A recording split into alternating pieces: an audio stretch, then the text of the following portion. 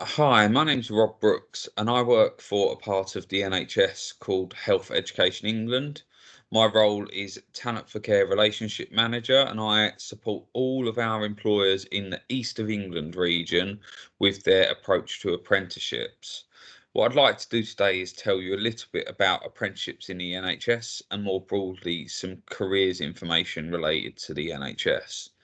So to start, there are over 350 careers in the NHS. So often people think of nurses and doctors and dentists, but actually it's far, far broader than that. There are a large range of roles in lots and lots of different areas, some that you would recognize when you walk into the doctors or a hospital, others that perhaps are working in the background to support that delivery of care across the NHS. Um, so, to give you a bit of context about the NHS itself, it's actually a big network of organisations across England, over 1,000 organisations, in fact, and that would include your hospitals, your GP practices, community pharmacies, and community healthcare providers as well. And that's supported by a range of social care providers as well, who also deliver healthcare across the country. And I guess the easiest way to describe how that works is each is an employer in its own right, and it almost operates in a similar way to a franchise model. So, for example, if you walked into a Subway, you would recognize that you were in a Subway because of the branding, but actually, chances are that you could have two Subways within a 5-minute walk of each other that are completely different businesses owned by different people with different management structures, but all operating under the Subway brand. And I guess that's an analogy for how the NHS works as well. So you could have two hospitals in neighbouring boroughs that are completely different trusts, but actually all work under that NHS banner. Um, and every single one of those employers will be responsible for their own work experience, their own school activities, college activities, apprenticeships. They all have their own teams looking after that sort of recruitment pipeline, if you like. So I mentioned that there were a range of roles in the NHS, and it's quite good to think of them in sort of two brackets. So you have non-clinical roles, so they would be roles that aren't directly linked to providing patient care, things like finance or IT or maintenance of facilities. And then you've got your clinical roles, which are those frontline care providing roles like nursing, um, allied health professionals like physiotherapists and occupational therapists, healthcare assistants, all of those roles that you would potentially immediately identify as being a provider of care. So it's a really big opportunity working in the NHS because there's so many roles that you could potentially go into. So just to give an example, I mentioned some of those categories. We tend to group our roles into professional groups, and you've got some examples on this slide. The mental health apprenticeship or mental health careers, including sort of psychological professions, are something that is obviously quite high profile.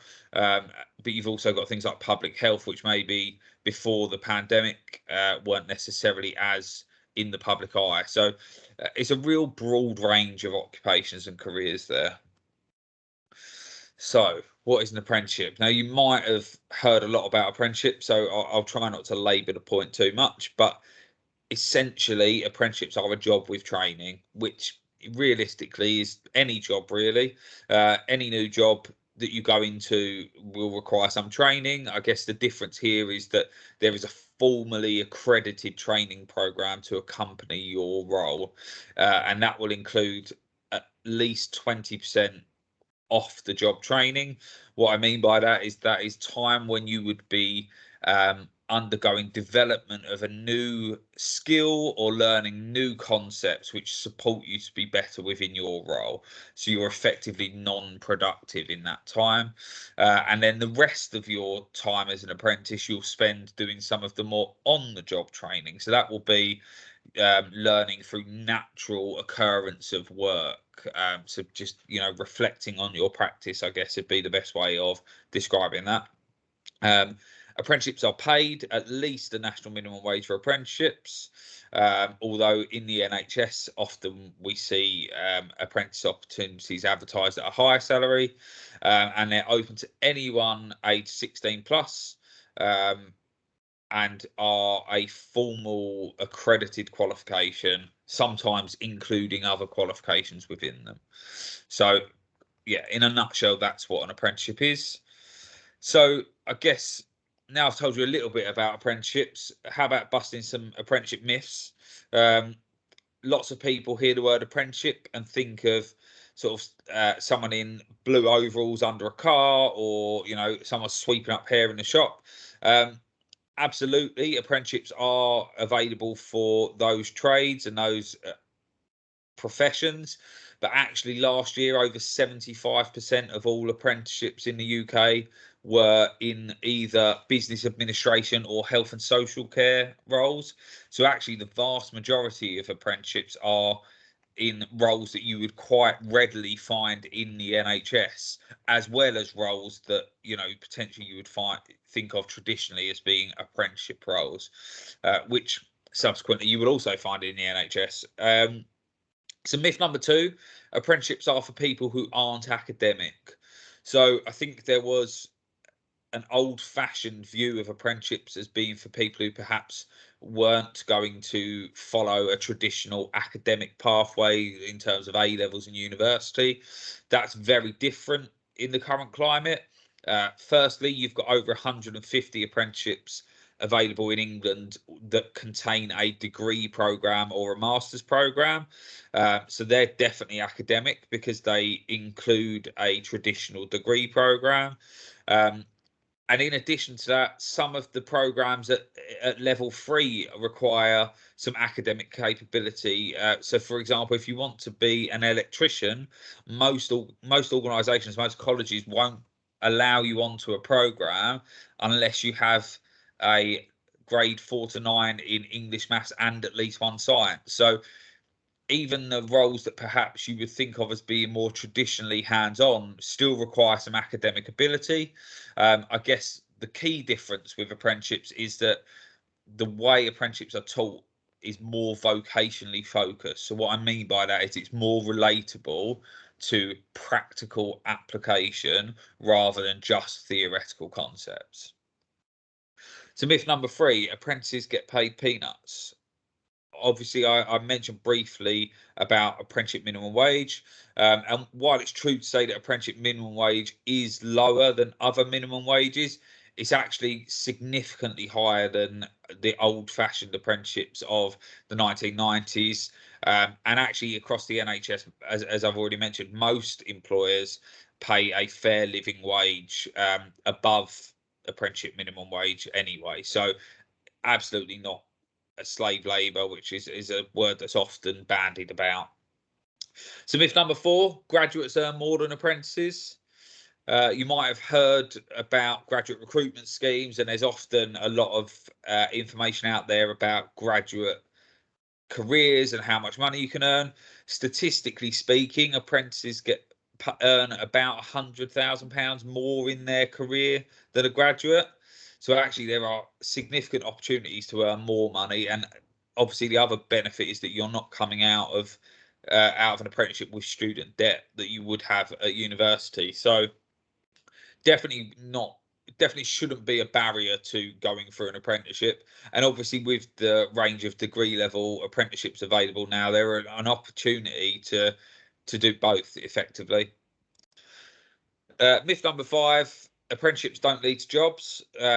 You might have heard of some horror stories about apprenticeships in terms of employers recruiting apprentices for the duration of their program and then not employing them at the end. And while I'm sure that does happen in some cases. It's happening far less than it ever used to, and particularly in the NHS. Mainly because if an organisation is going to invest a year or more into developing and training you, it's counterproductive for them to then let you go, because it's a lot of wasted time and energy, and also wasted money. So absolutely, apprenticeships do lead to jobs. Often employers will have a permanent role lined up for you to go into at the end. And I guess in the NHS, even if they haven't, one of the benefits of working in the NHS is that it's such a big connected organisation that actually there are opportunities across multiple sites and in multiple employers that you could possibly engage with. And last myth, apprentices just make the tea.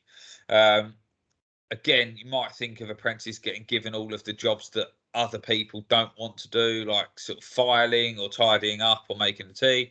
But that's no good to anyone, really. If you're doing an apprenticeship, the idea is to train you up to be able to do the job at the end. So if you're on a plumbing apprenticeship, learning how to install bathrooms, then if all you only do is make the tea, when you finish your apprenticeship, you're not going to be able to do the job. So absolutely not true that apprentices just to make the tea. I would suggest that the only place that you would see an apprentice regularly making tea is if they work for Costa Coffee or Starbucks.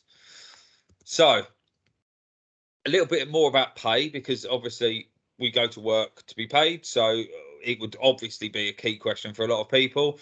As I've already said, most employers in the NHS pay more than national minimum wage.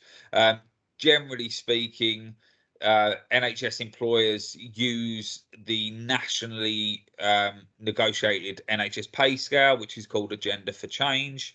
And the way that most NHS employers treat apprenticeships is that they pay 70% of the wage, which is under a special condition for trainees in our pay handbook.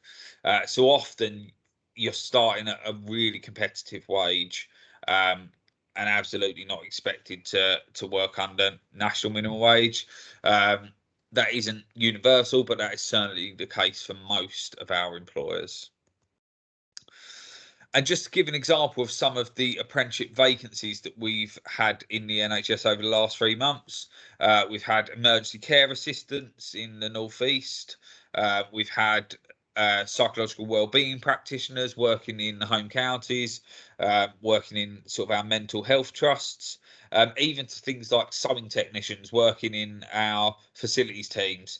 So there's a real broad range of opportunities. And you'll find most of those advertised on NHS Jobs.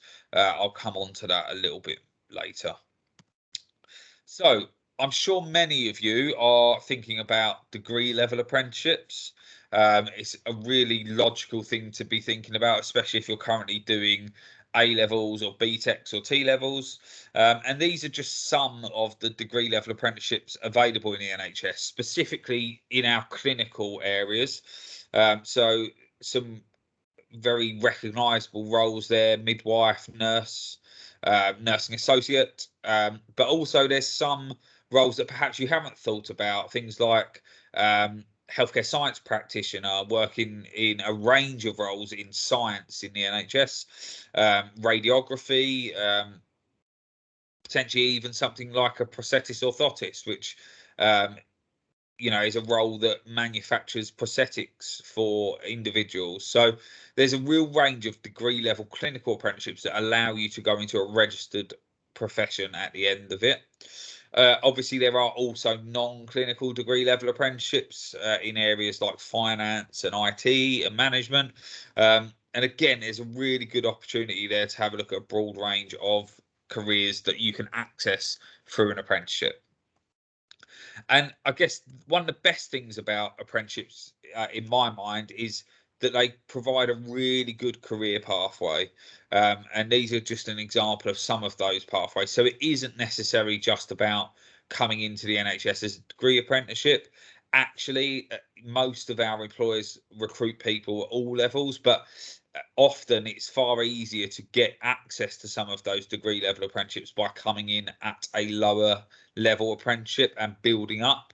It gives you a really good foundation of knowledge in your role and career pathway.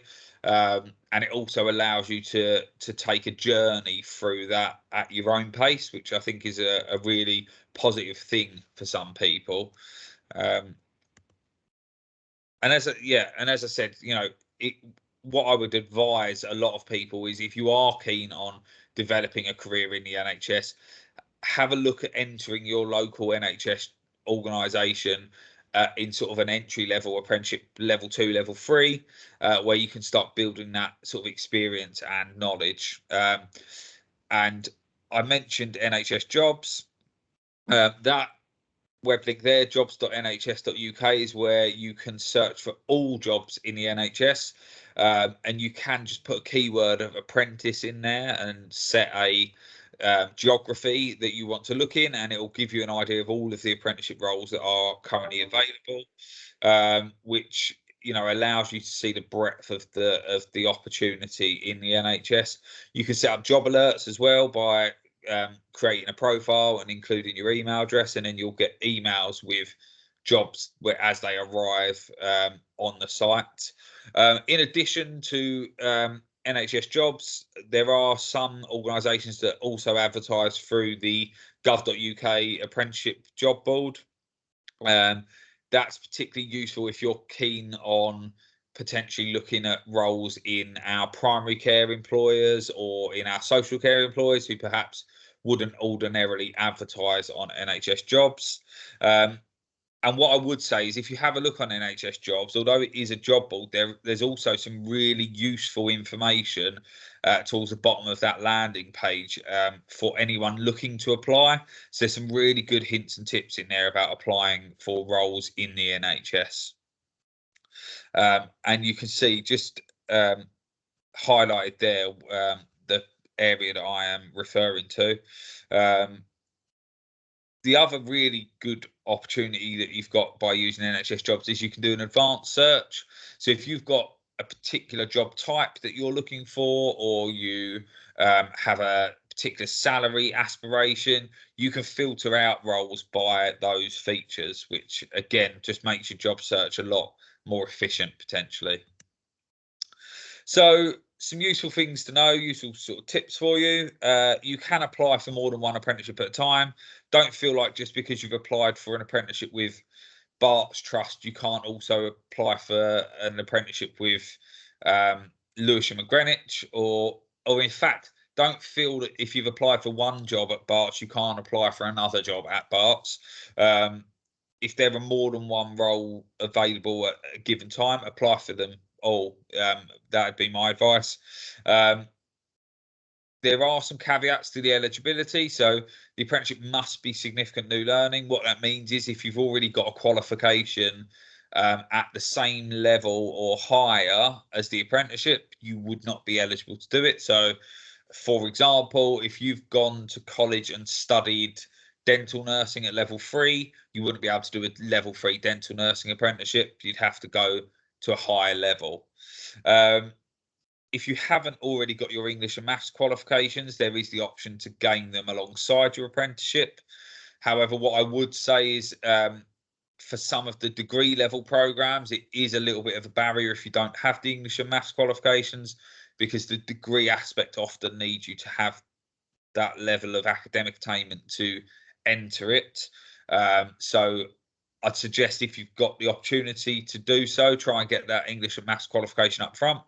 It just makes life a lot easier. It also means that during your apprenticeship, you can focus on the sort of core aspect of the apprenticeship program. And I guess if you want a bit of advice from your sort of local organisations, if you call up your hospital and see if you can speak to someone in the training department or in learning and development, that's often where you will find your apprenticeship leads, and they'll be able to give you a bit of advice on how they recruit apprentices as an organisation, whether there are seasonal cohort-based recruitments or whether it is one-off ad hoc recruitment processes as a role arrives. So just a bit of advice when you are looking to apply. The NHS is built on some core values. So the NHS has constitution, which really highlights the values that all of our NHS organisations hold. It's really, really key to consider that when you're applying for NHS roles. Often employers in the NHS will be looking for individuals whose values chime with the organisation's values, and it's really, really key to refer to some of these values when you're going through your application process. You will often see at interview that there will be values-based questions. So it's really, really a good idea to firstly have a look at the 7 Cs of the NHS Constitution. And secondly, I'd also recommend you look at the values of whichever NHS organisation you're applying to. So find me saying that, you know, these are the ways of getting into the NHS, but often a barrier for people is work experience. So what I'd suggest is if you are looking to go through a particular career pathway, check to see whether there are any work experience requirements for that course, and then you may find that you need to try to do some work experience before entering. That doesn't always have to be directly in the NHS. It normally is in a care related occupation. So you can look at social care, you can look at voluntary care agencies or primary care. Be flexible. Sometimes you need to have a look around, look online, use your networks, people you know who perhaps work in organisations where you might want to do work experience. Obviously, the pandemic has made it difficult for a lot of organisations to host physical work experience, so it's worth considering sort of any remote work experience opportunities that you can access. But also consider volunteering. You've got the St John's Ambulance is a really famous voluntary organisation, but there's also lots and lots of volunteering opportunities directly in NHS organisations and cadet schemes as well. So it's very, very worth looking out for any opportunity to do some sort of work experience. And yeah, once you're in, make the most of it. There's nothing worse than fighting really hard to get work experience and then standing in the corner, not really learning much. Try to take every opportunity you're given in your work experience opportunity to gain new skills and experiences that you can put on your CV or on applications. So I guess coming towards the end of my presentation, just some useful places to look for more information. There is a health careers website which has some excellent resources for you. There's a career builder that you can go through, which I'll show you on the next slide. But also there are videos on there, case studies for people in different roles. There's some quick links to some personalized content that you can sort of access if you create an account.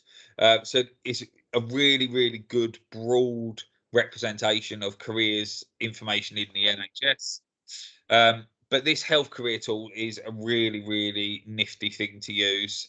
It will ask you questions based on how you feel about different sort of things related to work, and it will start to give you suggestions of what types of roles in the NHS might suit your sort of needs and your aspirations. So it's really, really interesting to go through that and see what that might come up with.